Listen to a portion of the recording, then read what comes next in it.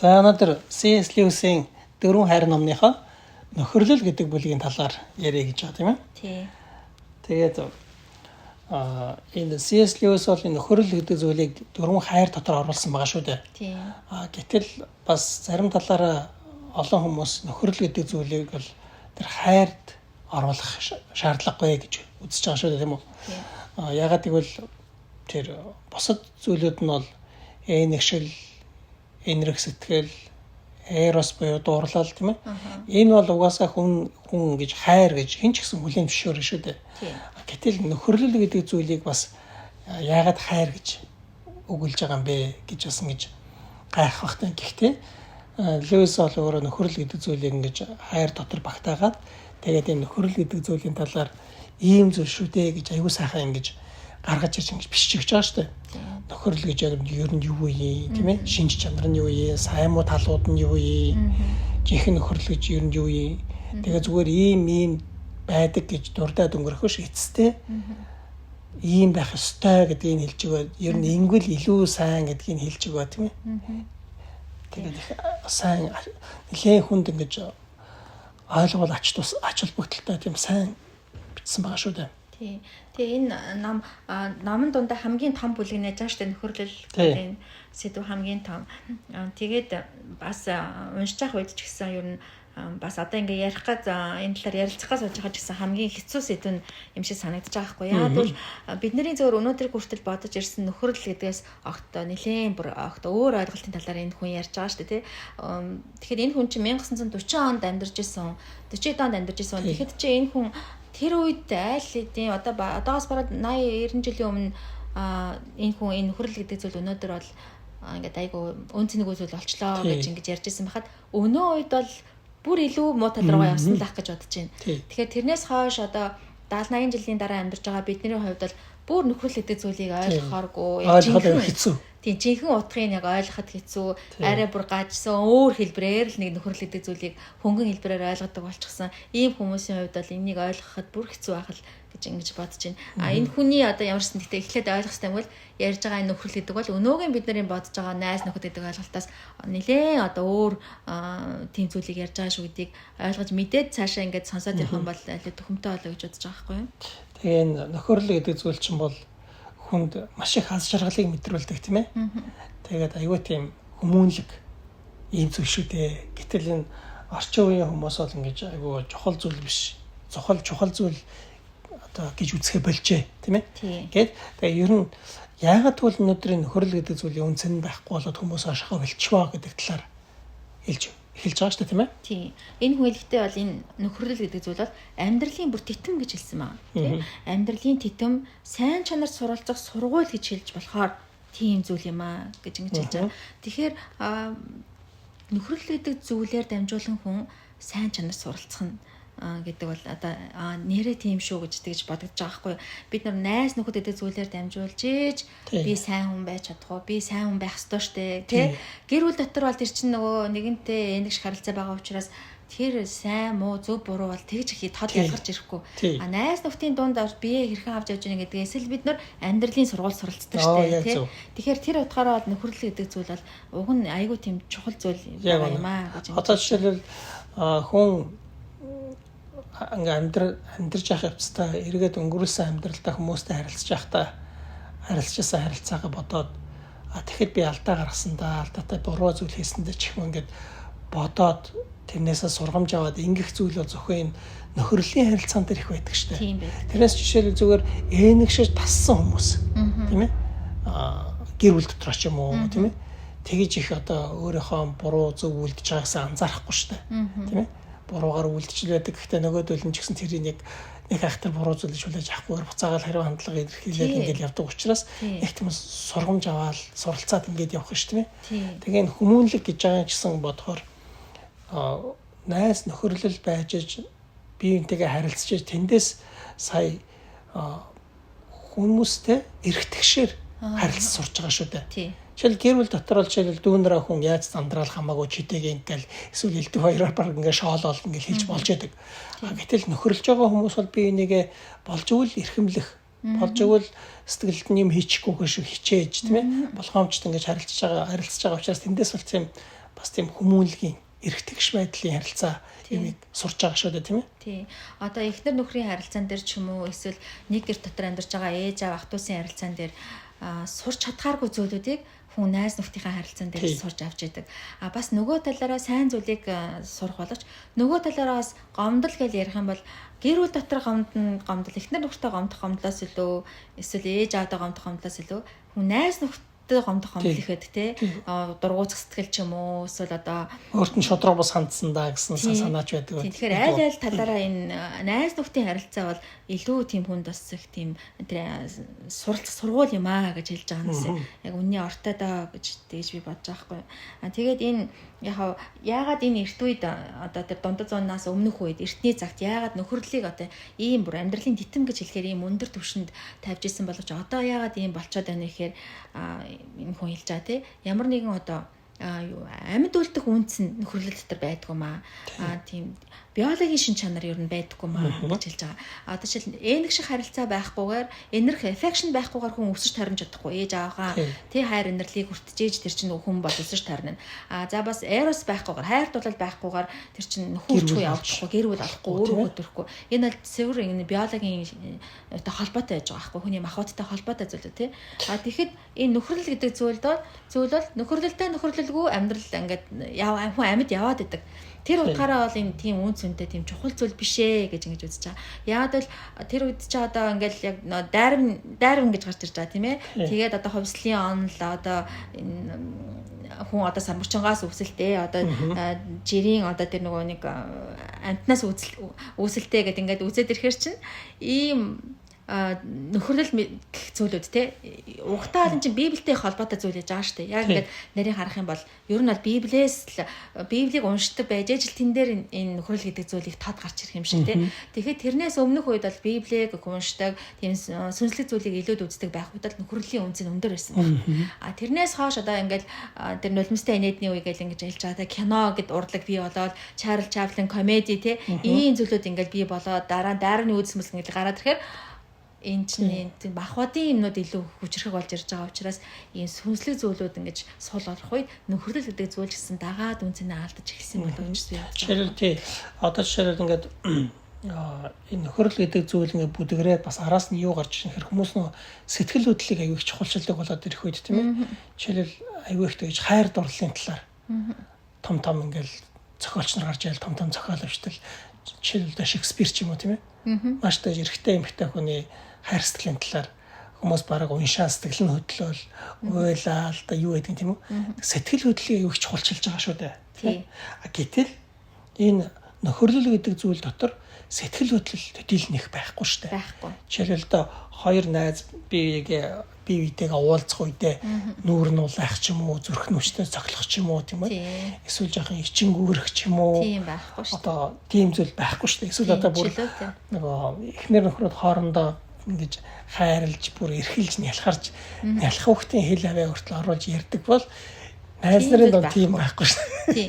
Тэр энэ биологийн шинж хамгийн бага агуулдаг тийм зүйл юм аа гэж. Тийм болохоор тийм жоохон утгагүй зүйл шүү дээ гэж одоогийн хүмүүс ингэж хардаг болчихж байгаа юм тийм ээ нөхөрлөлийг. Тийм. Тэгээ тийм учраас одоо энэ нөхөрлөлийн энэ ингээд үн цэнэ алдсан нөхөрлөл гэдэг зүйлийн нэр хүндийг сэргээхийн тулд одоо дараах зүйлүүдийг хийхээс аргагүй маа гэж хэлж байгаа. Хамгийн нэгдүгээр тул энэ нураах няцаах гэсэн маш салхмаар ажлыг хийх хэрэгтэй болж байна гэж хэлж байгаа тийм. Хамгийн нэгдүгээр тул дээр ижил хүүснүүдийн онол юм аа гэж ингэж хэлж байгаа.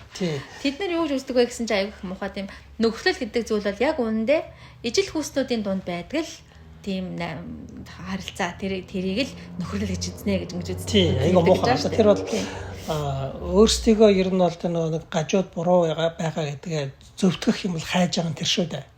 Тийм учраас одоо тэр хүмүүс ингэж үздэг юм шиг байгаа. Нөхөрлөл гэдэг бол бие биентэйгээ ингэж сонирхдаг зүйлээрээ ингэж татнасаад бие биенийг ойлгоод улмаар явандаа тэр харилцаа нь ингэж бүр илүү гүнзгийрнэ. Тэгээд энэ нь болохоор ижил хүүснүүдийн одоо зүйл шүү дээ. Тэр хүмүүсийн хооронд байдаг зүйл гэж тайлбарлаж байгаа юм шиг байна тийм ээ. Айгуу муухай ярьж байгаа шүү дээ. Тэгэхээр ижил хүүстэй хүмүүсийн одоо хоорондын тэр эрос харилцааг л нөхөрлөл гэж хэлээд байгаамаа гэж ингэж үздэг гэж шүү дээ тий. Тэгэхээр энэ бол тийм биш юм аа. Тэдний энэ онол бол тийм биш юм аа гэдэг. Энэ номог ингээд унших юм бол энийг маш дэлгэрэнгүй ингэж тайлбарлсан байж байгаа тий. Тэгвэл одоо тэр дээр үед одоо тэр хүлэг бат. Тэгээд энийгээ тэр мухаа хүмүүс зөвтгөхдөө юу ч хэлдэг вэ? Тэр эрэгтэй хүмүүс нэгнийгээ өмсөж чинь тий. Дээр үед ингэж өмсөжсэн. Гар байж тэврэлдэжсэн. Энэ чинь тэдний нөхөрлөл гэдэг байгаа зүйлийн дунд эрос байсны илэрхийлэл биш юм шүү. Тэр чинь гэж ингэж өөртөө өмгөөлдөг юм аа гэж хэлж штэ тий. Тэгвэл тийм биш ээ, тийм биш гэж хэлж байгаа. Угаасаа энэ хоёр эрэгтэй хүн байсан ч гэсэн тэврэлдэж байгаа нэгнийгээ өмсөж байгаа чинь ямар ч эрос байгаа учраас тэгж байгаа юм биш. Энэ чинь өөрөө хайрын нэг төрөл учраас л ийм зан үйл илэрхийлэгдэж байгаа юм аа. Тэр одоо та нарын энэ яриад байгаа зүйл чинь зөв байж тарах юм бол одоо тэр дээр үеийн өслөг одоо тийм булчинтай дайчин ирчүүд тий ангин тарж авахаас өмнө тий дахиж хизээж уулзахгүй юм байна гэдгээ бодоод нулимс сунгаад нэгнийгээ тэрж өмсөж байгаа чинь одоо ижил хүстэн байсан болохоор тийм зүйлийг хийсэн болж таархалчаад байна уу гэж асууж байгаа шүү дээ. Тий. Тэгэхээр та нарын зөвдөх код эднэрийн дунд одоо ингээд нэгнийгээ өмсөх ийм зүйл байсан нь бол эрос хайр байсан учраас юм аа гэж та нараа зөвдөх код байгаа ч нь бол ямар ч уул үндэсгүй зүйл юм аа гэж тайлбарлахын тулд энийг хэлж өгч байгаа тийм ээ. Тэгээд хамгийн гол нь тэр хүмүүсийн гаргаж ирж байгаа дэвшүүлж байгаа санаа байгаа шүү дээ. Тэр гажууд хүмүүсийн тэрийг нь яг няцаах тийм баттай баримт гэхэр зүйл байхгүй шүү дээ. Байхгүй. Одоо юу гэж батлах юм тийм их төрхтэй шүү дээ тэр чинь. Тэгээд тэд нар яд гэхээр няцаах ингэж батлах баримт байхгүй учраас энэ харин үнэн гэдгийг гэрчилж байгаа юм биш үү гэж одоо дайрдаг тийм үү. Гэхдээ тэх юм бол аяга инээдтэй тэгж гой жишээ авч байгаа шүү дээ. Тэгвэл хаашаа утаа гарахгүй байгаа нь тэнд гал байгаа гэдгийг нотлох болох юм уу гэж. Тийм ээ. Нотлох баримт байхгүй байгаа нь тэр үнэн гэдгийг нотлохоо гэх юм бол тэр чинь тэгвэл нэг газраас ингээ утаа харагдахгүй байгаа боловч цаагаараа гал чимээгүй асж байгааг нь тохиол дээрээ утаа гарахгүй хамаа гэх юм бол тэр чинь утгагүй штэ. Тэгвэл одоо сандал дээр одоо үл үзэгдэгч муур сууж байна тийм ээ. Тэр харагдахгүй байгаа учраас л харагдахгүй байгаа болохоос үл үзэгдэгч муур тэр сандал дээр байгаа гэж үзэх юм уу тийм ээ. Тэгэх юм бол хаашаа хоосон сандлыг хараад сандал дээр ямар нэг юм харагдахгүй байгаа учраас тэнд үл үзэгдэх муур сууж байгаа юм байна. Тэг хий болж гэнэ гэж инээдтэй гэдэг. Итгэж байгаа бол энэ хүмүүс л юуд ч итгэх байхаа гэж тэгэж хэлж байгаа тий. Тэгээд энэ та нарын яриад байгаа энэ эрос нөхөрлөл гэдэг хоёр чинь шал огт өөр юм шүү. Гэтэ мэдээж зарим нэг тохиолдолд одоо тийм гажуудсан тохиолдолд бол хоорондоо нэгдэх үе байна. Нөхөрлөд байжснаа дараа нь тийм муухай эросын харилцаанд орох тийм үе байна. Ижил хүсний хүмүүс шүү дээ тий. Гэхдээ энэ бол ерөөсөө ийм байдаг гэсэн үг ерөөсөө биш ээ. Ийм гажууд л бол түүхэн үеүүдэд байсан нүнэ гэж тэгж хэлж байгаа тий. Тэгээ энэ ийм зүйлүүдийг нөхөрлөлийн нэр үндэс сэргээхийн тулд ярихаас өмнө юу хэлж байгаа шүү дээ. Яагаад ийм болчихвоо? Нөхөрлөлд ингэж бас ер нь хүмүүс яагаад ингэж ач холбогдлохоо болчихвоо гэдгийнх нь нэг шалтгаан нь нөхөрлөл өөрөө тийм цөөхөн хэдэн хүнийг тусдан сонгох хандлагатай байдаг гэж байгаа шүү дээ тийм үү? Нэр яг тийм шүү дээ. Тэгээд тэгж хэлж байгаа шүү дээ. Одоо жишээл тэр хүн бол миний найз гэж хэлж байгаа нь өөрөө давхар бусад хүмүүс бол найз биш гэсэн утгыг давхар агуулдаг. Тийм учраас ер нь олон хүмүүс бол олоолаа байгаа тийм эв нэгдэлтэй байгаа тохиолдолд бол нөхөрлөл гэдэг зүйлд 2 3 цөөхөн хэдэн хүний ингэж татан нөхөрлөлд тийм дуртай байдлаар бол ханддаг. Ягаад гэвэл тэр бол эв нэгдэл гэдэг юмнаас жоохон ингэж тусгаарладаг тийм ээ салгадаг гэж үзэж байгаа шүү дээ. Тийм. Тэгээд тэр ингэж хэлж байгаа. Дурлалт асуудал гэх юм бол ерөөсөө хоёрхан хүний асуудал шүү дээ. Ерөөсөө чинь хоёрхан хүний хувийн асуудал тийм ээ. Тэгэхээр найз нөхдийн харилцаа бол хизээш хоёроор тогтохгүй. Хоёр гэдэг бол харин ч таагүй тоо гэж хэлж байгаа. Зөвхөн хоёулаа гэж яхих юм бол тэр бол жинхэнэ нөхрөлийн одоо тийм харилцаа биш. Яагаад жинхэнэ нөхрөл байх юм бол өөрөлж тоон өсөн нэмэгдэж явах хандлагатай, өсөн нэмэгдэж явах үед тэр нь дуртай байдаг. Мэдээж эрос бол хоёрхан хүний хувийн харилцаа, хоёулаа тэр хувийн харилцаагаа байлгахыг хүсэн шүү дээ тий. Тэгээд тэр яг тий одоо эхнэр өхөр хоёр бол зөвхөн чив тэр гэсэн нэг тийм хандлагатай байгаа шүү дээ. Дахиж чинь харин нөхрөл бол 3 4 олоолаа холгоцсмаа баярлдаг. Тийм. Тэгээд тэр бас нэг нөхөрлөл байж байгаад хэрвээ тоон цөөрөөд нэг нөхрөө алдах юм бол тэр нь баярлдаг юм уу гэхээр харин ч үгүй. Гэж тийм. Жишээлбэл A B C гэдэг 3 найз байлаа гэхэд одоо аль нэг нь C ч юм уу B ч юм уу тийм ингээд байхгүй болох юм бол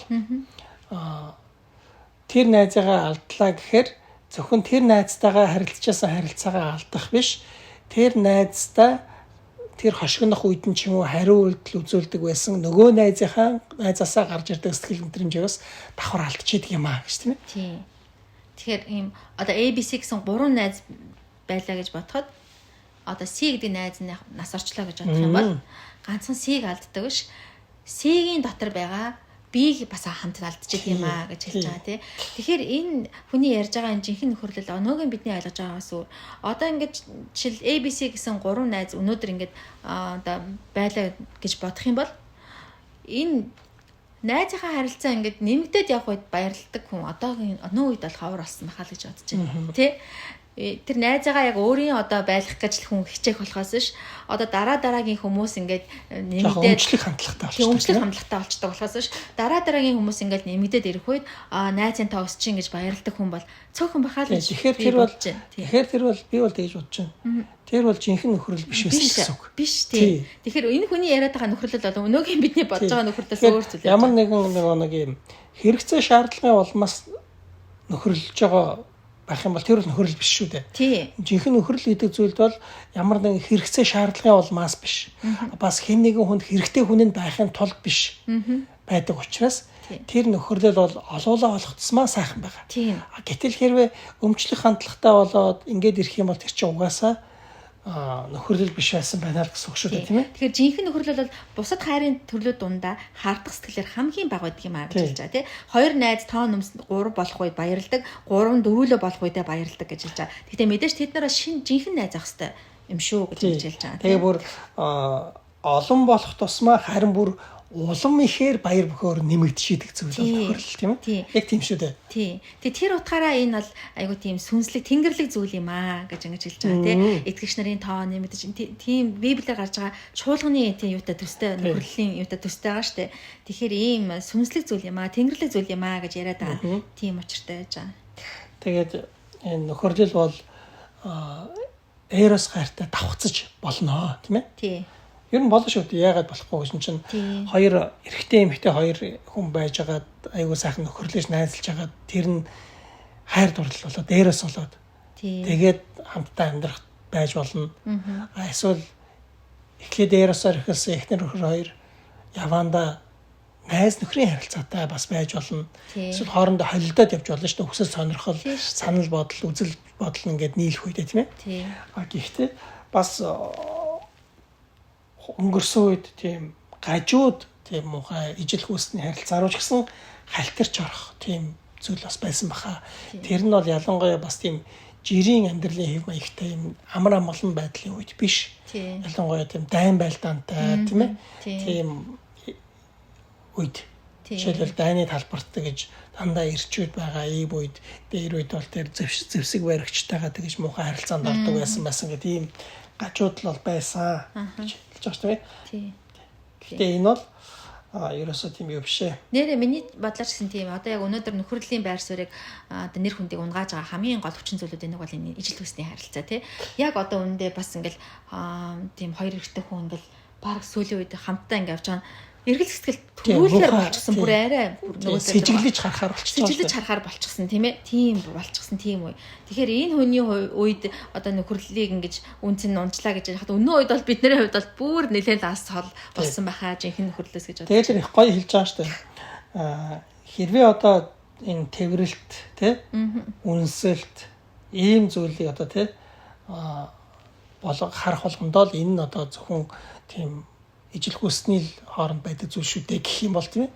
Тэр бол өстой худлаа зүйл шүү. Ягаад гэвэл та нар яаж энгийн ухаанаар энгийн одоо зүгээр бодсон ч гэсэн тэр дээр үеийн одоо дайчин баатар эрчүүд те дайнд орохынхоо өмнө ч юм уу салж хагцж явахдаа бие бинийгээ халуун сэтгэлээр ингэж тэрвэрж байгаа те энэ зүйлүүдийг харахаараа тэр хүмүүсийн хооронд ижил хүсний тийм харилцаа байсан гэж та бодох юм бол харин өстой андур шүү. Буруу ойлголт бол шүү дээ. Тэгээд харин ийм дохио зангаа тийм ээ дохио зангаа гэж хэлж байгаа шүү дээ. Энэ тэрвэрлэлт үнсэлт гэсэн ийм дохио зангааг ингээд хараад гайх биш тийм ээ. Тий. Харин өнөөдрийн нийгэмд яагаад байхгүй байгаа вэ гэдгийг бид нар тайлбарлах хэрэгтэй.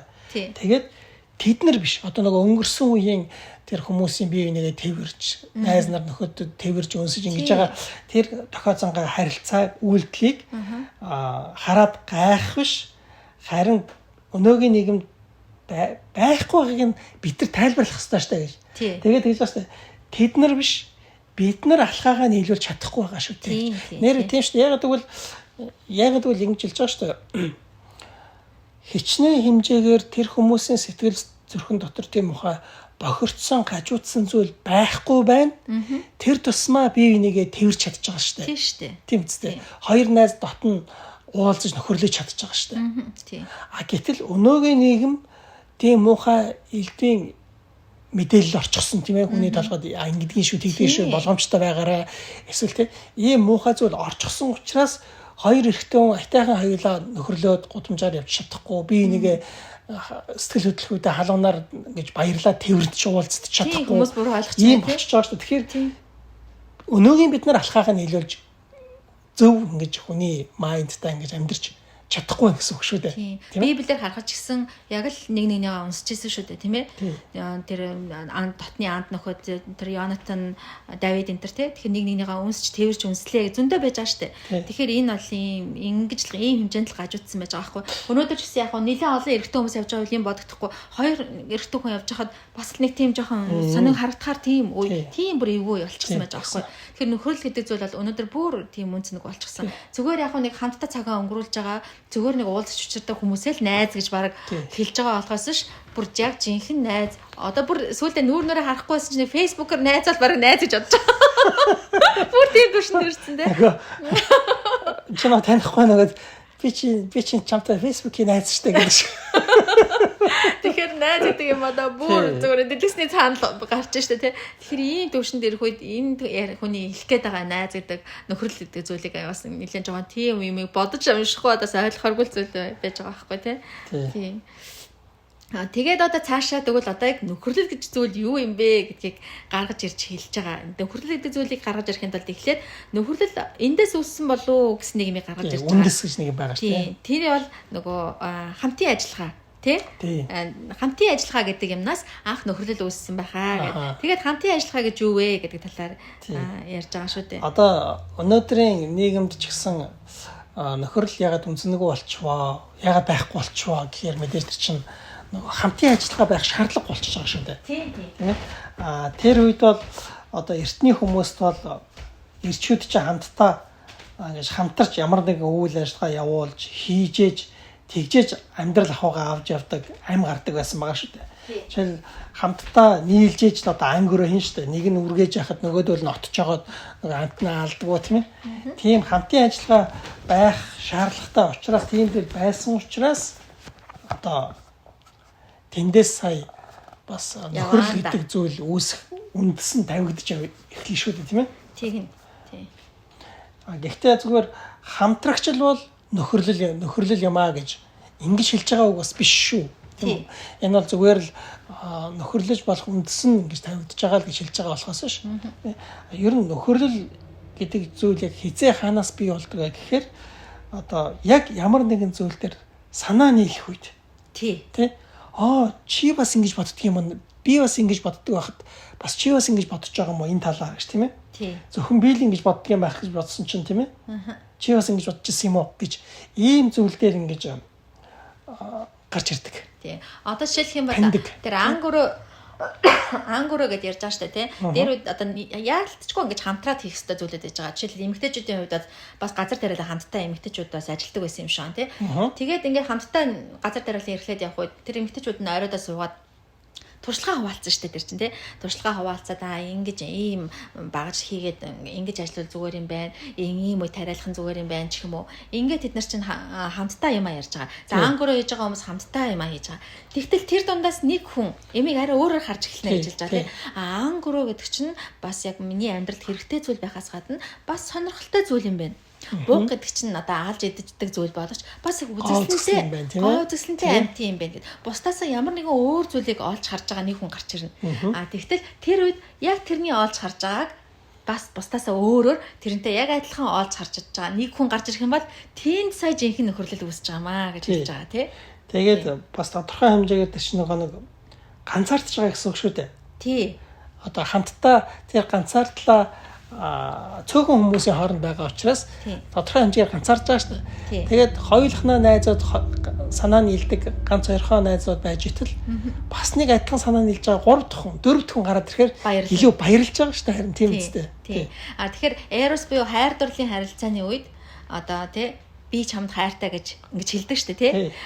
Тэгвэл нөхөрлийн хувьд тэр одоо хэлдэг үг нь юу гэх юм бол оо чи бас надтай адилхан ингэж харж байгаа мó? Чи бас надтай адилхан ингэж бодож байгаа мó гэж ингэж тий. Тийм зүйлийг олж харах үед тэнд бол жинхэнэ одоо тийм нөхөрлийн харилцаа үүсэх тийм үндсэн одоо тэр 50 дахь шаардлага нь тэр юм аа. Үндсэн санаа нэг тий бусдаас өөр байгаа тэр зүйлээрээ өөр хин нэг үнтэй санаа нийлж авах юм бол тэрнийг үндэс олгож нөхөрлөл гэдэг зүйл бий болж идэг юм аа. Тэгэхээр яг энэ үгийг хэлчихэд ард нь бас айгүй тустай үг хэлсэн байгаа.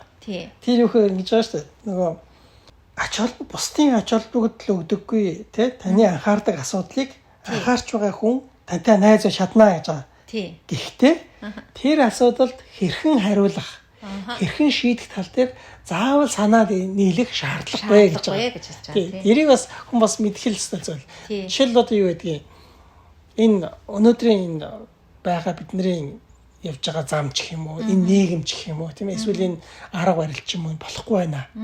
Гэх юм бол нэр болохгүй байна гэл тий. Тэрэн дээр санаа нийлж болно. Гэхдээ тэгвэл цаашаа яах вэ гэдэг дээрээ тэр асуудлаа шийдэх аргууд нь өөр гэж болно шүү дээ. Тэгээд чадна гэсэн. Тэр нь болдог гэж айхтар ач холбогдол өгөх зүйл биш шүү дээ. Ямар ч хэлсэн тэр нэг зүйл дээрээ санаа нийлээд тэрэн дээрээ тулгуурлаад нөхөрлөж болж байгаа шүү дээ. Тэгэхээр яг эндээс ахуулаад нөхөрлөл ямар үнцэнтэй зүйл вэ гэдээ гарч ирж байгаа шүү дээ, тий. Мэдээж одоо биологийн одоо тийм survival одоо амьд үлдэх үнц нь бол байхгүй. Гэхдээ одоо эндээс ямар нөхөрлөл гэдэг зүйл ямар үнцэнтэй зүйл гэдээ гарч ирж байгаа юм. Альва нэг зүйл дээр надтай санаал нийлж байгаа нэг хүн байж иж тэр ажил цааш урагшаа явна штэ. Эндээс ахуулаад соёл, урлаг одоо тий нийгмийн янз бүрийн одоо тэр сайн сайхан зүйлүүд нөхөрлөлийг үндэс болгож бий болдго юм аа гэж ингэж хэлж байгаа тий. Жишээлбэл одоо нэг хөгжим сонирхдаг нэг юм хүн байлаа гэхэд тий тэр хэрэг гав ганцаараа л тэрийг сонирхдаг байх юм бол тэр цаашаа тэгж урлаг олтлоо тэгж хөгжихгүй штэ. Тэгэхэд яг тэрний цогж байгаа хөгжмийг өөр тэрэн дуртай хүн байж ич те тэрийг дэмжиж өө наа чин би бас ингэмээр штэ гэж те тэгжиж урлагч бай, спортч бай, тэр утгаар шинжлэх ухаан, одоо тоо, математик те бүх зүйл ийм нөхөрлөлийг нэг зүйлийг ингэж тууштай сонирхож байгаа, хүсэл сонирхлаараа бүрэн нийлж байгаа. Тэрнийхээ төлөө хамтдаа үнэнчээр зүтгэж байгаа ийм хүмүүсийг үндэс болгож ийж цаашаа нийгэм ингэж хөгжиж явдаг юм аа. Тийм учраас одоо эндээс ахуулаад нөхөрлөлийн одоо үүрэг рол юу байсан бэ? Ямар үнцэнтэй зүйлээ гэдгийг ингэж гаргаж иж хэлж байгаа тийм ээ. Тэгээд тэр хамтрагчд болон нөхөрлөл хоёрыг хэлэхдээ бас ялгааг нь хэлэхдээ хамтарч ямар нэгэн зүйлийг хийж байгаа хүмүүс бол тийм ээ хамтарч бол ямар нэгэн зүйл хийдэг. Гэхдээ найз нар нөхөрлөж байгаа хүмүүс ч гэсэн мөн адилхан зүйлийг хийдэг.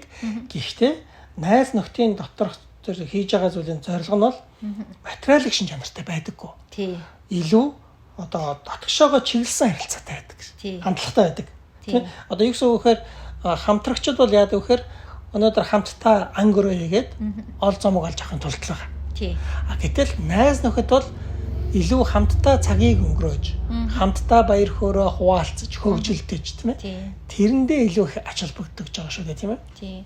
Энд хэлж байгаа миний харж байгаа зүйлийг чи ч гэсэн харж байгаа мó? Би л ганцхан ингэж харж байгаа юм баг гэж бодсон чинь гэж. Энэ бол нөхөрлөлд тавигдах одоо үндсэн шаардлага гэж хэлж байгаа шүү дээ. Тэгээ энэ бол бүр надад яг үнэн л юм шиг ингэ санагдаж байгаа. Ямарваа нэгэн зүйл дээр одоо ингэж одоо шилдэг компанид ингэж ажиллажлаа гэж бодоход авдаг цалин нь бол тогтмол цалин байж байгаа шүү дээ тий. Тэгтээ ингээд нэг компани дээр нэг хоёр ингээд залуучууд нийлээд өшөө энийг ингээд хийвэл зүгээр юм биш үү гэж ингэхэд тий нэг хүн нэг найз нь одоо шил тэнд ажиллаж байгаа нэг ажилт нь нэрээ би яг наадах чинь бодож байгаа байхгүй гэдэг. Хоёулаа тэрийг нэг хэрэгжүүлээд хийгээд үздэг шүү дээ тий. Гэтэ авч байгаа цалин бол тогтмол шүү дээ. Ямар нэгэн тийм тэр хүмүүс бол тэр цалин одоо нэгэн тулд юм хийж байгаа биш. Яг тэрнийг зүйлийг харцсан. Тэгээд ингээ хамтраад тэр хүнтэй юм хийгээд үзэхэд би ч гэсэн тийм зүйлийг амталж ирсэн. Аюу гоё дээ тий. Яг надтай санаа нийлээд тий цаг богино байсан ч гэсэн нэг хугацаа богино байсан ч гэсэн нийлж байгаа төвчөө нийлээд тэр нэг төлөвлөсөн юм а хийгээд ингээд тавиад ард нь гардаг тий. Тийм байх үед тэндээс аюу сайхан таашаал мэдэрдэг штэ тэр энэ найз гэсэн тийм сайхан мэдрэмж төрдөг штэ тий. Тэгтэл нөгөө талаараа эсрэгээр за ингээд хамтдаа ингээд нэг юмыг зориод чиглээд явж энэ да нэг зорилготой байна да бид нар гэд бодоод явж итэл зорилго нь нэг биш байгаа нь мэдэгддэг шүү дээ. Яанда тий. Миний зорж байгаа зүйлийг энэ хүн зориог миний сонирхож байгаа зүйлийг хүсэж байгаа зүйлийг энэ хүн хүсээгүй шал өөр хүсэл сонирхолтой юм биш. Гэт нэгэнд бодчих үед хамтдаа ингээд цагийг өнгөрүүлгээд хичээгээд явсан ч утга учиргүй байдаг шүү дээ. Ямар ч тэр үн цэнэгүй болчдөг бидний харилцаа тий. Тэгэхээр энд тавигдж байгаа үндэс нь бол тэр нэг зүйлийг зорилго болгож байгаа. Нөхөрлөлийн одоо тулгуур болсон ямар нэгэн зүйл байх хэрэгтэй байхгүй да. Тэгэхээр одоо хүн жишээлбэл зүгээр л одоо найзтай болох юмсан гэж хүсэж их юм бол тэр хэзээч найзтай болохгүй. Тийм. Тэрний оронд хүн ямар нэгэн сонирхдаг хүсдэг зүйлтэй байх юм бол тэр зүйл дээр тулгуурлаад найзтай болж байгаа шүү. Жишээлбэл наад зах нь одоо жижиг амтан тижээдэг ч байдгүй, марк цуглуулдаг ч байдгүй тийм ээ. Тийм юм байхад адилхан нэг хүсэл сонирхолтой нэг хүнтэй уулзж тэндээс нөхөрлөл гэдэг зүйл бий болж байгаа шүү дээ. Тийм учраас энд хэлж байгаа шүү дээ. Би яг өмнөдөө чамтай тийм адилхан сонирхолтой биш ээ. Тэгвэл би чамтай найзалмаар байна гэж хэлэх юм бол тэнд хизээч нөхөрлөл үүсэхгүй. Тэгээ би элен далангүй би яг чиний сонирхоод амыг би ойлгочихгүй мэдчихгүй. Тэгвэл би чамтай найзалмаар байна гэж хэлэх юм бол энэ бол хизээч нөхөрлөл бий болохгүй. Яг ч л нэг хулган тижих сонирхолтой авах. Тийм болохоор тэр их гоё хэлж байгаа шүү нэг дүрсэлж зурхтаа эрос харийг буюу эхнэр өхөр эрэгтэй эмэгтэй хүнийг бол хооронд нь ингэж өөдөөдөөс нь харуулж зурдаг тийм ээ сууж байгаа юм байна. Өөдөөдөөс нь харуулж зурдаг.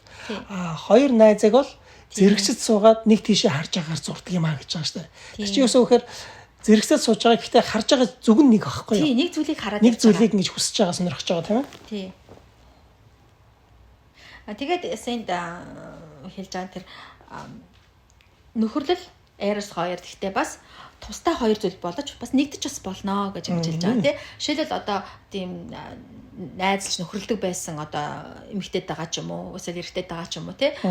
Яванда та яраасан харилцаатай болж болно. Тэр бол тэгэх юм бол илүү баялаг болдго юм аа гэж хэлж байгаа тийм. Би одоо таныг одоо багангийнхаа ч юм уу эсвэл найзтайгаа ингээд найзлж агаад тэгээд тэрнтэй хайрлцуулаад тэрнтэйгээ суусан азтай хүн гэж тооцох юм бол гэж хэлж байгаа шүү дээ тийм. Тэгэхээр энэ бол тийм илүү тийм тэдний харилцаа илүү баялаг, нөхөрлөлийн харилцаа гарч баялаг, яраас хайр дурлалын харилцаа гарч баялаг байх юм бол энэ их тийм сайхан баялаг харилцаа азтай хүн гэж тооцоорой гэж тэгж хэлж байгаа. Тий. Тэгээд энэ ер нь нөхөрлөл гэдэг зүйл чинь чухал зүйл шүү дээ. Тэгээд нөхөрлөл гэдэг зүйл байж ш тэндээс одоо нийгмийн дэвшлүүд гэж том хөдөлгөөнүүд ч гэсэн бий болдог шүү дээ гэж тийм. Жишээлбэл нэг хэдэн найз нөхөд нийлж одоо хамтарч цагийг өнгөрөөдөг байж байгаа ш тэндээс сая энэ математик гэдэг зүйл эсвэл шашин, холбоо, бүлгэм тийм ийм зүйл тэндээс үүсэж байгаа шүү дээ гэж байгаа шүү дээ. Тийм. Одоо тэр хааны нийгэмлэг гэж байсан юм шаан тий Royal Society гэж тэнд байсан хэдхэн оюутнууд ингээд хэдэн найз нар хамтдаа чөлөө цагаа өнгөрүүлэх гэж л анх тэгэж цугларч ирсэн. Тэгээд явандаа бол тэндээс маш том тийм үйл ажиллагаанууд өрнөж гарсан юм шаан тий. Тэгэхээр энэ бас нэг хэдхэн залуучууд нийлээл тийм сонирхдаг тийм математикийн талаар яриад тий шулуун шогом үнцгийн талаар ярьж байгаа сүулдэ ингэж математик гэдэг зүйл тэнд төрж байгаа шүү дээ гэж хэлж байгаа. Тэгээд гэхдээ бол бас нөхөрлөл бол эргээтэй яг нийгэм оршин тогтноход шаардлагатай ямар нэгэн зүйл бол биш ээ гэж тий. Нөхөрлөл гэдэг бол харин сайн сайхан амьдрахад тусалдаг зүйл гэж байгаа шүү дээ. Нэр тийш хүн зүгээр амьдраад явж болно.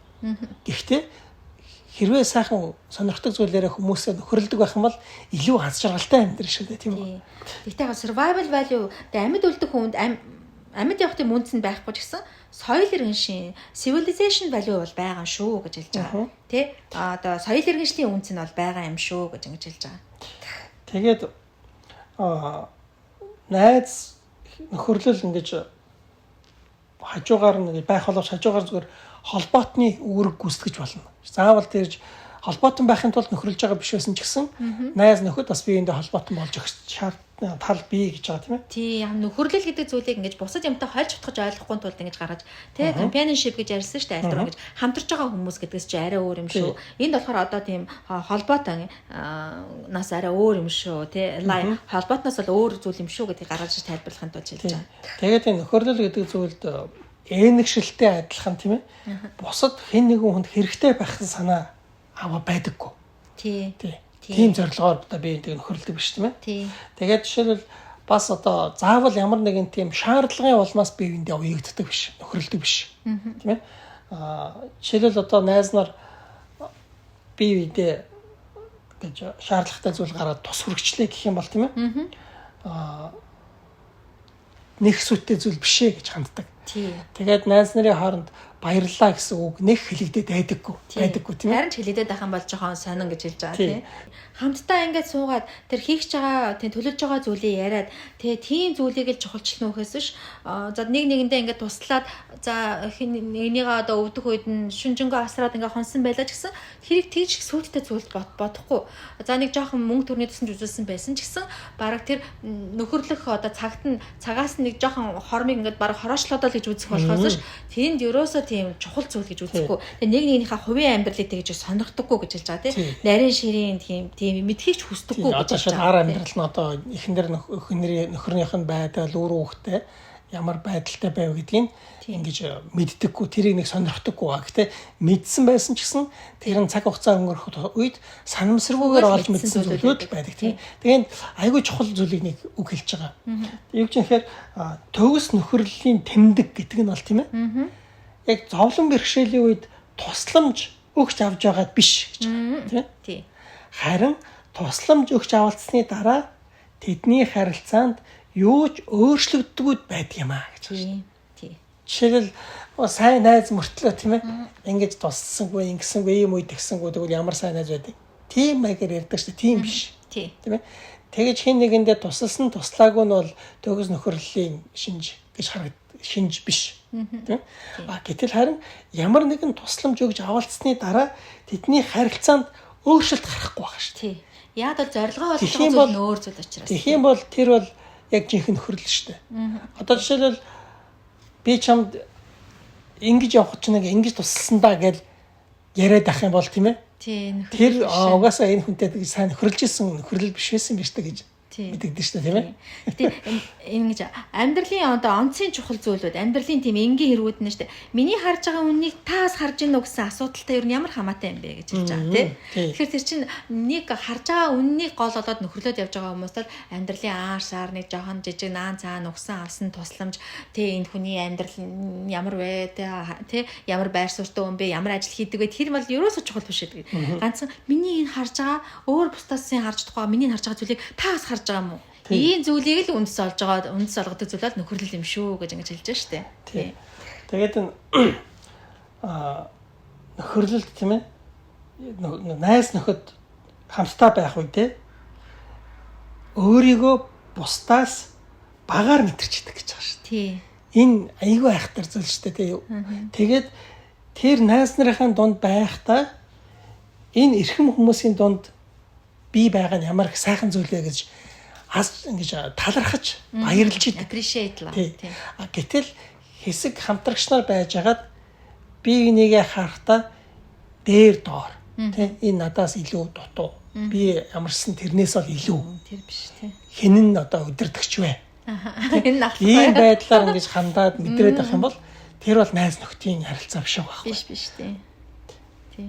Тэгээд ингээд төнхрөл гэдэг бол гэсэн энэ хайрын дотор тийм тансаг дур зоргоороо байдал, хариуцлагагүй байдал агуулдаг гэж хэлж байгаа. Тийм. Гэтэ энийг миний ярьж байгаа зүйл бас бити буруугаар ойлгоорой гэж хэлдэг. Яа тэдний дунд ямар нэгэн үүрэг хариуцлагын талаарх тийм мэдрэмж байдаггүй гэж байна. Жинхэнэ найз нөхдийн дунд тий.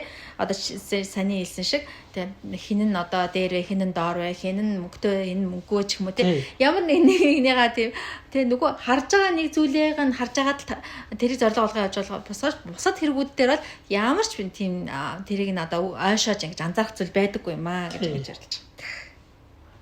Ер нь бол найз нөхөд жишээлбэл би нэг жоохон тийм дормжилж байгаа юм шиг хоч мчаар нь дуудаж л байдаг шнэ. Тоодгүй штэ. Тэр чи өөрөө тийм нэг тийм дур зоргоороо байгаа байдал аахгүй. Одоо нэг тийм сонин идэж хөхөрсөн алиас нэг тийм найз ажил байдаг. Эсвэл одоо юу гэдэг нь өөрөөр бүгдээр ингэж өөр өөрийнхоороо ингэж байгаа гараал хоорондоо байхдаа сайхан тийм байгаа штэ. Тэгэхээр энэ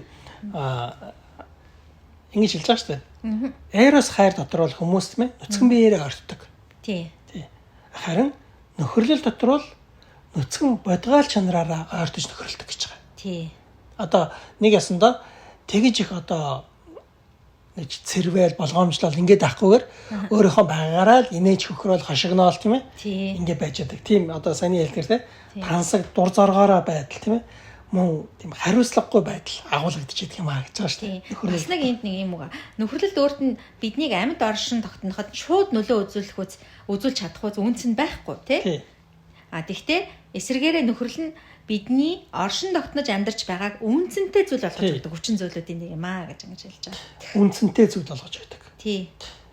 Тэгээд тэр хариуцлагагүй гэдэг дээр ч гэсэн тийм ээ. Найз нар бол жишээлбэл нэг газар тэнд уулзъя гэж хэлчихэ тий. Жоо хоцроод ирдгүү тий.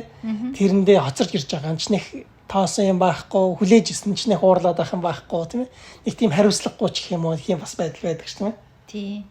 Тэгээ энэ өгүүлбэр ихгүй. Хүнд хүчээр ажлын дараа 4 эсвэл 5 уулаа буудлаж буй газрынхаа аль нэг өрөөнд хамтдаа цуглаад хөлдөө гэрийн шахаа өмсөж уух юмаа дэрэгдээ тавьчихад ээл зуухан тасаж буй гал руу хөлөөжийн ташаага тулан хэвтцгийн ярилцах зур бүх дэлхийн ертөнц өгөөбөр бүх дэлхийн ертөнцөөс дээгүүр урших ямар нэгэн зүйл зүрх сэтгэлийг эзэмдэх тэр үед эрх мэдэл өөрөг хариуцлах гэх мэт зүйлээс ангид яг л дөнгөж уулзж байгаа хүмүүс шиг эргэтгэж чөлөөтэй хэрнээ бас олон жилийн өмнөөс үргэлжилсэн энершсэн эффекшн те сэтгэлийн харилцаа бий болдог юм аа гэж хэлж байгаа. Тэгэхээр тэр бол өстой яг үнэхээр тийм шаргалтай сайхан зүйл шүү дээ тийм ээ. Тийм. Монгол хүмүүсээр нэг санаа нийлсэн эдэн хүмүүс гэх нэг ярьдаг шүү дээ. Аянд яваал тийм ээ. Тийм. Тэгэхээр тийм зүйл. Тийм. Тэгэхээр энэ тийм сүнслэг зүйл учраас яг бид нар бол амьдралдаа яг бүрэн энийг одоо эдэлж ингэж энэ нөхөрлийн харилцааг олон жилээр ингээд эдэлж авч чадахгүй ч гэсэн нэгэнтээ тэнгэрлэг зүйлс тийм эрх улсад байх тийм сүнслэг зүйл учраас амтыг нь бол их бага хэмжээгээр бүх хүн бол мэдрэл явдаг. Одоо энэ хүн бол энд яг мэдрэгтээр хэлж штэ тийм ингээд хүнд хүчээр ажлын дараа тавал дөрүүлээ ингээд суугаал юм яриад тийм гэж тодорхой богино хугацаанд бол бид нар энэ нөхрөллийг ингэж тийм амтлах энэ нөхрөл гэж ийм сайхан юм байна гэд амтлах тийм үе байдаг. Гэхдээ удаан тэрийг үргэлжлүүлээд аваад явах зүйл бараг л байхгүй болоо даа л гэж бодчих чинь тийм яг үнэ. Яг үнэ. Тэгэхээр яагаад тэгвэл энэ цаг үед тийм нандин нөхрөлөгдөж зүйл байхгүй байгаа юм бэ гэдгийг бас хариулт нь ч гэсэн энэ юм шиг. Яагаад тэгвэл өөрөө тэр чигтээ тийм тэнгэрийн зүйл байгаа шүү дээ. Тийм. Тэнгэрлэг гэх юм уу, тэнгэрийн гэх юм уу, heavenly тийм зүйл шүү дээ. Тийм. Одоо тэнгэр элч нарын харилцаач гэж хэлэхээр тийм зүйл байгаа шүү дээ. Тэгэхээр тэр тэнгэрт тэр олон өрөөгдсөн хүмүүс аз жаргалтай мөнхөд эдэлж хоорондоо харилцаж амьдрах тэр зүйлийн амтыг энэ газар дээр бид нар урдаас баг зэрэгээр амталж байгаа шүү дээ. Гэхдээ яагаад ч юм тэрийг насан туршдаа хадгалаад тэгээд явж болдоггүй шүү дээ. Болдоггүй энэ газар дээр тийм ээ. Ямар нэгэн байдлаар салтдаг. Тийм. Тэр удаа нөхөрлөг зүйл байдаггүй. Яагаад гэвэл нэгэнтэй л бид нар ийм ялзарсан нийгэм дотор сул дорой махан биеийн дотор байгаа учраас тэнгэрийн зүйлийг энэ махан биеийн дотор бүрэн эдэлж төгссөн гэж дуусгах боломжгүй байх шүү дээ тийм үү. Гэхдээ ямар ч гэсэн тийм төсөөллийг бол авчиж байгаа шүү дээ. Аз жаргалтай тийм байсан шүү. Тийм. Тэгээ ер нь ингээ харахад бага насны нөхөрлөл илүү тийм цэвэр тэгээд бас илүү их дурсагдж явдаг штэ тий. Тэгэхээр Библиэд гэсэн хэлдэг энэ балчир хүүхдүүдийнх юм аа тэнгэрийн хаанчлал гэж тий. Тэгэхээр бага тусмаа хүний сүнс сэтгэл илүү цэвэрхэн байдаг учраас тэр нөхөрлөл гэдэг зүйлийг байгаа чигээр нь амтлах чадвар илүү өндөр байдаг баг. Тэгээд мэдээж эндээ цааш ирсэн гарч байгаа нөхөрлөлийг одоо цаашаас ингэж сүйд хийдэг одоо тий устгадаг зүйлүүд юу гэх юм бол эрос харилцаа гэж байгаа штэ тий. Тэгэхээр тэгэл явандаа яг бага наснда энэ нөхөрлөлтэй зүйлийг ингэж амталж явсан боловч явандаа томрох тусам тэр чи өөр хөхөд төрүүлнэ бас эхнэр нөхөр хоёр нэгнийхээ тий цаатлын нөхөрлөлдөө яаж хандах вэ ингээ явандаа байхгүй болдог зүйл боловч бага насны нөхөрлөл бол яг тийм балчаар цэвэр наснда бол илүү тийм тод амсаж болдог зүйл юм шиг тий. Яг л нөгөө ямар нэгэн ашиг сонирхлыг хайх биш өөрийнхөө сонирхдаг зүйлийг л мөшгөдөг штэ. Жишээл хүүхэд гадаа гарах юм бол юу дуртайгаа тоглох гэж гүйж байгаа шүү дээ. Гэтэл яг тэр ашиг сонирхож байгаа зүйлээ нэг ингэж хамтдаа сонирхож явах. Хүүхэд гараад ирэх үед санаа нийлээд айгүй гой тоглоод нөхөрлөөд явж чадчих байгаа шүү дээ. Хамтдаа хөлбөмбөг тоглох ч юм уу эсвэл тий хамтдаа одоо нэг тэрнээс гадшаа гарч ямар нэгэн олж олох гэж явж байгаа биш шүү дээ. Том болох тусмаа хүн чинь нөгөө амьдрахын тулд заавал одоо тийм олж омог олох тий ашиг олохын төлөө явж байгаа учраас survival value бол байхгүй гэдэг шүү дээ. Тий. За тэгээ цаашаа одоо ингэж ярьж байгаа. Яагаад нөхрөл гэдэг зүйл ер нь бол хүүсний харилцаат одоо холбож тайлбарлаж эхэлж байгаа. Нөхрөл гэдэг зүйл ерөнхийдөө эрэгтэй хүмүүс л хоорондоо нөхрөлөл, эмэгтэй хүмүүс л хоорондоо нөхрөлөл байгаа шүү дээ, тий. Тэгээ энэ одоо ямар үндэс шалтгаантай юм бэ? Одоо эрэгтэй эмэгтэй хүмүүсээс хоорондоо нөхрөлөж болдго юм уу, болдгоо юм уу, тий? Тийм боломжтой юу гэдэг талаар ингэж ярьж байгаа. Тэгээ энийг ярихдаа эхлээд бол мэдээж энэ бол ахуйтай холбож тайлбарлаж байгаа, тий. Мэдээж эрчүүд нь нийлээд ангөрөөгөө хийгээл явцдаг. Одоо эмэгтэйчүүд нь арталт нь үлдээл ахуйгаа, тий, хариуцаад ингээл ар гэр хариуцаад үлддэг. Тэгэл бид нар хоорондоо л нөхрөлөөд явна шүү дээ, тий. Тэгтээ мэдээж одоо эрэгтэйчүүдийн ертөнц ангөрөө хийж байгаа эрэгтэйчүүдийн ертөнц тийм иршүүд байдаг шиг эмэгтэйчүүдийн ертөнц магадгүй тийм эмэгтэйлэг байж чаддгүй байсан байж болно. Яагаад бол тэр чинь хүүхэд тэгээд настай эрэгтэйчүүд өөрсдөө хамт үлддэг болохоор тий. Яг тийм дан эмэгтэйчүүдийн одоо тийм эрэгтэйчүүд оролцох боломжгүй тийм зүйл бол мэдээж байдаггүй байсан байж магадгүй маа гэж хэлж байгаа. Тэгтээ яхаа одоо энэ үед тухайн уус нийгмээсээ шалтгаалаад эмэгтэйчүүд нь ингээл гэртээ хүүхдээ хараад эрэгтэйчүүд нь гадуур ажил хийгээл ингээл явдаг сургууль соёл одоо сураал ингээл тий эмч хуульч ингээд болоод явдаг. Эмэгтэйчүүд нь ихэвчлэн ар гэрээ хариуцаад үлддэг юм боловсролын одоо нөгөө ялгаа гарч байгаа учраас эрэгтэйчүүд нь эрэгтэйчүүдтэйгээ нөхөрлсөн хэвээр явдаг, эмэгтэйчүүд нь эмэгтэйчүүдтэйгээ нөхөрлөөд явхаасаар аргагүй тийм нийгмийн одоо нөхцөл байдал нь угаасаа ийм байдлыг үүсгэж ээж болох юм аа гэж хэлж байгаа тий. Тэгээд ингээд ярьж байгаа шүү дээ. Гэхдээ ер нь бол нөхөрл гэдэг зүйл одоо жишээлбэл нэг үдшилэг дээр одоо нэг хідэн эрэгтэйчүүд нийлээд хилцүүлэг явуулж байна гэж бодъё гэж хэлж байгаа тий. Тэгжээд л одоо дунд нь нэг эмэгтэй орж ирээл ингээл тэр хилцүүлэг хийж байгаа зүйлийн талаар сайн ойлголтч байхгүй. Тэгтээ тэнд ирээл ингээл тэр эрчүүдийн дунд ороод ингээл суух юм бол мэдээж тэр эрчүүдтэй адилхан одоо ингээ нэг тамхиттал архиуж болох юм тэр эмэгтэй. Тэгтээ тэр хилцүүлэг яригдж байгаа зүйлийн талаар тэр огт мэдэхгүй бол тийм яаж нөхөрлөж чадах юм бэ тэд нартай гэж хэлж байгаа тий. Тэрэнд орол тэр эмэгтэй тэр бууланд ингээд тий нийлээд юм хүм ярьж байгаа эмэгтэйчүүдтэйгээ очиод нийлэх юм бол тэнд илүү харин өөрт нь илүү сонирхолтой илүү цагийг зугаатаа өнгөрүүлэх байсан баха гэж хэлж байгаа тий. Тэгэхээр нэгэнтээ нөхцөл байдал одоо ийм байгаа учраас нэгнтэйгээ ингээд эмэгтэй хүмүүс нь эрэгтэй хүмүүстэйгээ нөхөрлөж болохооргүй ийм нөхцөл байдалд яг л өөрийнхөө дуртай амиг хийгээд явбал илүү тийм сонирхолтой шүү дээ гэж. Тэгээд энэ нөхрөл гэдэг зүйл тэр анх үүсэх үеэс л ахуулаад тэр хамтрах гэдэг юмыг гол үндэс болгож ирсэн гэсэн шүү дээ тий. Тэгэхээр ангөрөө хийж байгаа эрчүүд нь л хамтран тий ахуугаа хариуцж байгаа эмэгтэйчүүд нь л хамтран. Тэгээд тэндээс ингээд нөхрөл бий болоод явчихсан учраас энэ хүний амьдарч ирсэн 1940-од оны үед чинь ч гэсэн юм эмэгтэйчүүдийн нийгэм дэслэх байр суурь бага л байсан юм байна шүү дээ. Эрэгтэйчүүд нь бол ингээд сурч боловсраа цаашаа ихтэй сургуульд ороод багш тий эмч одоо хуульч юу бол ингээд л болоод явж ирсэн байгаа тий. Тэгжээд л чинь эмэгтэй хүмүүст л тийм боломж нь тийм их байхгүй. Тэгэхээр эрэгтэйчүүд нь илүү боловсруулаа ингээд боловсралтай бодоод байдаг эмэгтэйчүүд нь тийм байдаггүй тий. Тэгэхээр нөхөрлөлийн тулд одоо эрэгтэйчүүд нь л яг нэг сонирхож байгаа зүйлээ байрч нөхрөл бий болдго юм бол эрэгтэйчүүд нь хоорондоо нөхрлөл эмэгтэйчүүд нь хоорондоо нөхрлөхөөс аргагүй болцсон ийм байж байгаа штэ. Тэгжэл одоо нэг тэр хилцүүлэг гэдгсэн тий. Хилцүүлэг ингэж болж итэл нэг эмэгтэй дунд нь ороо суух юм бол тэр хилцүүлгийг тэр бүхэлд нь нургаад хийчих байгаа. Яагаад тэр эмэгтэй тэр хилцүүлэгтээ ярьж байгаа зүйлийг ойлгохгүй тэр эмэгтэй тэр ярьж байгаа зүйлээ тайлбарлаж өгөхийн тулд бүх цагаа барах болно гэж хэлж байгаа. Тэгээд одоо тайлбарлаж ярьж өгсөн ч гэсэн сайн ойлгохгүй, сайн санаагаа илэрхийлж чадахгүй учраас нөгөөдөл чи ярьж байгаа зүйлээ хаашин тавиад шууд өөр элгийн зүйлүүд ярихасаар аргагүй болно. Ингээд тэр эмэгтэй тэр ирчүүдийн ярианд оролцсноор тэр хилцүүлгийг сүтгэж байгаа маа гэдэг. Тэгэхээр сонирхтойгоо зүйл нь өөр учраас нөхөрлөлд ингэж болохгүй юм шүү дээ, тийм ээ. Тэгээ яг энэ үед бол тэр эмэгтэйчүүдийн бас энтер гэл дөнгөж яригдчихсэн үе учраас бид нар ч гэсэн одоо эрэгтэйчүүдтэй адилхан мэдлэлтэй байх хэрэгтэй гэсэн үгнээс ингэж эрэгтэйчүүдийн энэ нөхөрлөл рүү ингэж тийм дураараа төрж орох тийм хандлага байсан байж болох юм. Тэг шаардлагатай бас байсан байж болох юм тий. Тэгтээ яг эрэгтэйчүүдтэй адилхан тамхитаад одоо тий архиугаад ингэж хөдөлгөөн ярьж байгаараа адилхан байж болох хизээч тэр одоо тэр бол адилхан нөхөрлөлийн шинж тэмдэг биш. Тийм эрэгтэй хүмүүс илүү оюун санааны ертөнцид амьдардаг учраас хилцүүлэг хийхдээ яалтчгүй илүү байдаг. Эмэгтэй хүмүүс ч юм болохоор илүү одоо нөгөө reality байдаг учраас тийм юмд бодтойгоор ханддаг учраас тийм оюун санааны зүйл бас ингээд мэддэг болсрол эзэмшиг ба шууд ороод ярьж чадахгүй шүү дээ тийм. Тэгтээ тэр эмэгтэйд бас цагийг сайхан өнгөрүүлэх боломж байгаа. Тэнд одоо нэг хэдэн эмэгтэйч суугаад бас тэдний хооронд ярьдаг зүйл эрэгтэйчүүд оролцох шаардлагагүй ойлгохгүй бас тэдний хооронд ярилцлах зүйл гэж байгаа шүү дээ тийм. Уг нь эмэгтэйчүүд дээр очиад тэрийгээ ярилцаад ингээд тэр үдшийг зугаатаа өнгөрүүлэн тийм. Тэгтэл бас энд тэгтээ хэлж байгаа. Тэгтээ эрэгтэйч эмэгтэйч тийм эсрэг хүснийхээ хүмүүстэй ингээд очоод ярилцаад тэд нартай л илүү цагийг өнгөрүүлэх гэдэг юм бол тэр бол их сул дараа хүн тийм биш шүү гэж хэлж байгаа. Тэр үнэн чадваргүй хүн тийм байдаг гэж тий. Ер нь л эцэстээ хамгийн зугаатай байж байгаа нь би эмэгтэйнийхээ хувьд эмэгтэйчүүдтэйгээ байж ч хамгийн зугаатай байна. Өнөө цагт ч гэсэн адилхан. Эрэгтэйчүүдтэйгээ байж ч хамгийн зугаатай байна шүү дээ тий. Цагийн зугаатай өнгөрүүлэхийн тулд тэгэхээр тийм байх хэрэгтэй. Гэхдээ яг мэдлэг боловсролын хувьд бол одоо ч тэрнээс хичнээн жил өнгөрчихсөн 70 80 жилийн дараа хавьгүй эмэгтэйчүүдийн эзлэх байр суурь өндөр болчихсон. Мэдлэг боловсролоор дутах зүйлгүй болчихсон. Одоо л эрэгтэй эмэгтэй хүмүүсийн хооронд тийм нөхөрлийн харилцаа бол үүсэх бүрэн боломжтой. Тийм байж байгаа. Тухайн цагууд бол тийм байсан байна гэж хэлж байна тийм ээ. Библиэр ч хэлдэг шүү дээ. Тэнгэрийн хаанчлалт бол эрч гэж байхгүй, эмч гэж байхгүй гэж хэлдэг шүү дээ. Тэгэхээр оюун санааны хувьд ч тэр ямар нэгэн байдлын хувьд ч тийм ижил байдал руу явна гэдгийг л хэлж байгаа шүү дээ. Тийм ээ. Тийм.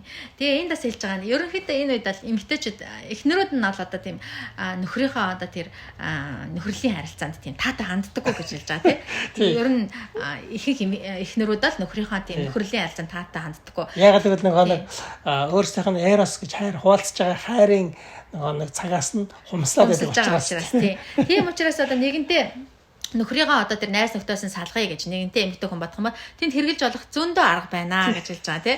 Эхнэрүүдтэй нь одоо муудалцах ч юм уу тий. Худлаа ярьж хооронд нь одоо ховж утгах ч юм уу тий. Тэгээд ингээд нөхрийгөө тэр найз нөхдөс нь салгах тийм тохиолдол байна гэж хэлж байгаа тий. Тэгвэл ингээд нэгэнтээ салгацсны дараа бол та одоо төрлөөс нь гэж хэлж байгаа нөхрийгөө. Та өөрийнх нь төрлөөс нь нөхрийгөө ингээд салгаад тавьсан ч гэсэн магадгүй дараа нь таны нөхөр чинь өөр газар илүү нууцлах харилцаа үүсгэж болох юм шүү гэж хэлж байгаа. Тийм учраас энэ таатай зүйл биш шүү гэж хэлж байгаа. Зөв зүйл биш шүү. Тийм зөв зүйл биш шүү гэнэ. Тэгээд тэр нэг инээдтэй зүйл хэлж байгаа шүү дээ. Нөгөө нэг эмэгтэй ингэж зөвлөж байгааг сонссон гэж тийм. Хоёр эрэгтэй хүн хоёулахнаа ярилцах тэр боломжийг битгий олгоорой. Тэгэх юм бол удахгүй тийм тодорхой нэг сэдвээр ингэж яриад эхэлдэг. Тэгээд бүр айгу уутгартаа уур амьсгалд орно шүү гэж байна шүү дээ. Тэгэхээр чи яг л тийм л байгаа байхгүй тийм. Ямар нэгэн сэдв, ямар нэгэн сонирхтой зүйлээр айгу их ярьж ингэж. Тэгээ тэрүүгээрээ ингээд айгу цаашаа санал яриа нийлээ явчихдаг тийм ээ. Тийм.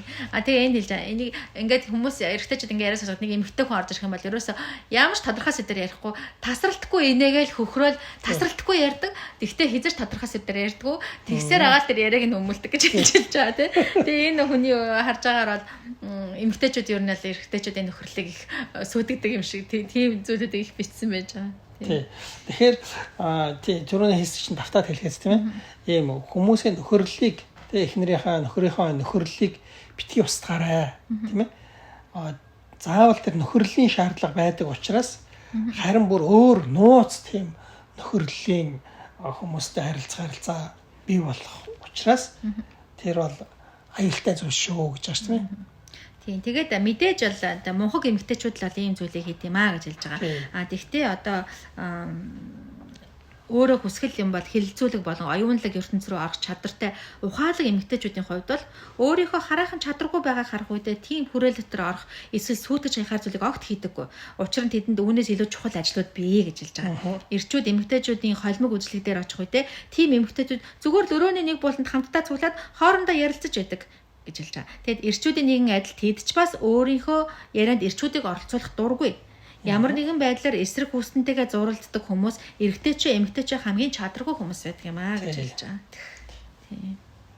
Тэгээд харин энэ эрэгтэй эмэгтэй хүмүүсийн хооронд жишээлбэл бие бинийгээ хараад шоолол тийм ээ ингэж идэг байдал байх юм бол тэр харин ч тийм эрүүл үзэгдэл шүү гэж байгаа тийм ээ. Ягаад гэвэл нөгөө яг хүүхэд эсвэл амтныг ингэж харах үедээ хүн өөрийн мэдлэг инээдэг штэ. Инээдтэй үйлдэлийг хараад тэрэн шиг эсрэг хүүсний хүн инээдтэй санагдаж байгаа тийм хэвийн зөв мэдрэмжээ тийм эсрэг нөгөө ижил хүүснийхээ хүмүүсээс илэрхийлэгдэггүй зүйлийг эсрэг хүүснээсээ харж байгаа учраас айгу шоолж инээж байгаа шүү дээ. Тэгэл одоо эмэгтэй хүний хувьд одоо эрэгтэй хүний жоохон бүдүүн баараг тийм ээ хачин л байдаг байлгүй. Эмэгтэй хүний хувьд эрэгтэй хүний хувьд эмэгтэй хүн ч гэсэн бас тийм нэг сонин инээх юмгүн дээр инээгээл ойлгох юмгүй өгдөгөө тэгээд их сонин байдаг байлгүй тийм ээ. Тэгэхээр энэ бол тийм эрүүл байгаа зүйлээ. Энийг энгийн зүйл тийм. Нэг нэгэндээ сонин инээдтэй харж байгаа энгийн зүйл гэж хэлж байгаа. За энэ хүртэл бол энэ нөхөрлийн нэр төрийг сэргээхийн тулд би ярьлаа гэж хэлж байгаа шүү дээ тий. Тэгээд цаашаа бол энэ яг нөхөрлөл гэж бас яг юу юм бэ? тий бас энэ сүнслэг талаас нь яг юу юм бэ гэдгийг тайлбарч өгч байгаа. Тийм тэгээд энэ бас бусад хайруудын л нэг адил нөгөө eros ч affection ч сайн тал сөрөг тал гэж яаж штэ тий. Тэгвэл энэ нөхрөл гэсэн энэ хайрч бас ингээ өвчлөх юм бол ямар эмгэгтэй болох вэ? Бас ямар сөрөг үр дагавар хүргэж болох вэ гэдэг талаар ярьж байгаа. Тийм тэгэхээр энэ нэлээд их зүйл учраас хоёр хуваасан дээр юм шүү тий. Тэндээ урт сумжирсан яриа болчихсон тийм. Тэгээ өнөөдөр энэ хүртэл ярьчаад энэ дараагийн удаад уулзсан юм ярьж тасгах тийм ээ. За баярлалаа. Тэгээ та нар энэ 4 хайр номыг YouTube дээрээс Туул Түмбэр гэдэг channel дээрээс орчуулад сонсож болохоор уншаад ингээ бичлэгээ тавьсан байгаа. Тэрийг та нар өөрсдөө энэ номыг сонсоод үзээрэй. За баярлалаа. За баярлалаа.